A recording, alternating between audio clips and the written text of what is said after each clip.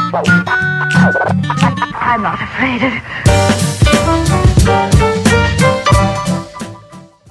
Hey YouTube, welcome to another episode of iT-Y News. Today we're going to be talking about the Nike Air Mag that was first seen in the Back to the Future 2 film in 1989. You can also find a link in the description as to where you can find more news about this item. And it had self-lacing technology. It took place in 2015. And this movie recently passed 2015, and they actually came out before 2015 for a charity auction for Michael J. Fox's Parkinson's disease exclusively on eBay, but you had to have a lot of money to actually get a pair. People were also looking forward to it releasing in 2015 because that was when the movie took place, so everyone was waiting to hear when the shoe was coming out. And on the actual date of October 21st in 2015, they actually released a pair, but only exclusively to Michael J. Fox. They basically explained that it will be coming out again later, but as for now, it's just exclusive to him. So it's set to release later this year in 2016.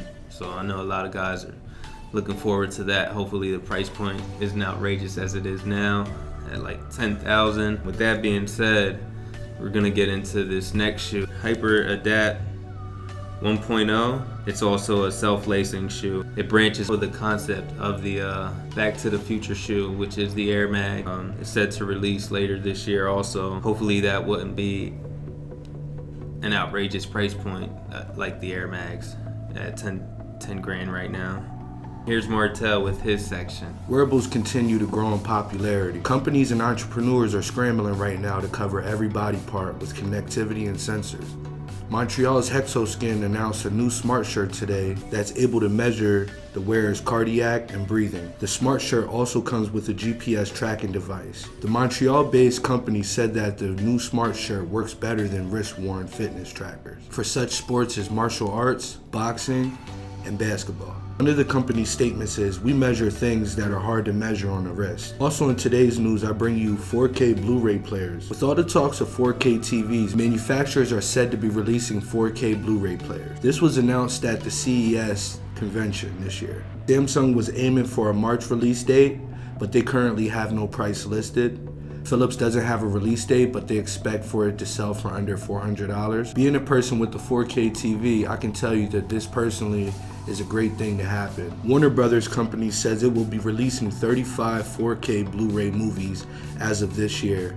Some of the titles include Mad Max Fury Road and the Lego Movie, just to name a few. Next up, Google's paying you $20 an hour to sit in its self-driving cars. Google is looking for people to sit in their self-driving cars and basically do nothing, and they will pay you for it.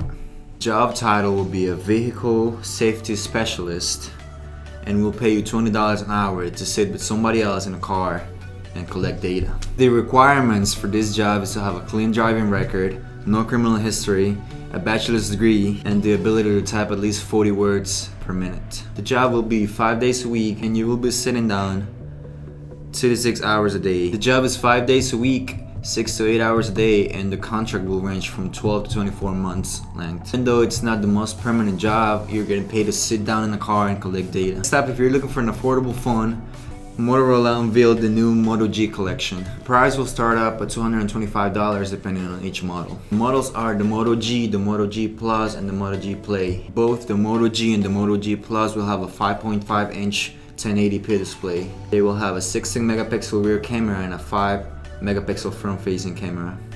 It will run on a Qualcomm Snapdragon 617 octa-core processor that will go up to 1.5 gigahertz and will have a 550 megahertz Adreno 405 GPU for graphics processing. The Moto G Plus will be available with 2 gigabytes of RAM or 4 gigabytes of RAM. The Moto G Plus will come with 2 or 4 gigs of storage, and the Moto G will come with only 2 gigabytes of storage. Also, the Moto G Plus will have a fingerprint reader. The Moto G and the Moto G Plus is said to have a battery that will last all day and will support a micro SD card that is up to 128 gigabytes. Moto G Play, the lower end smartphone, will have a 720p HD display, 8 megapixel rear camera, and a 5 megapixel front facing camera. Will run in a quad-core 410 Snapdragon processor. If you're looking for a mid-range, affordable smartphone, the Moto G or the Moto G Plus will be the right choice for you. Thank you for tuning in to iT-Y Tech. Tune in next time for more information. Thank you.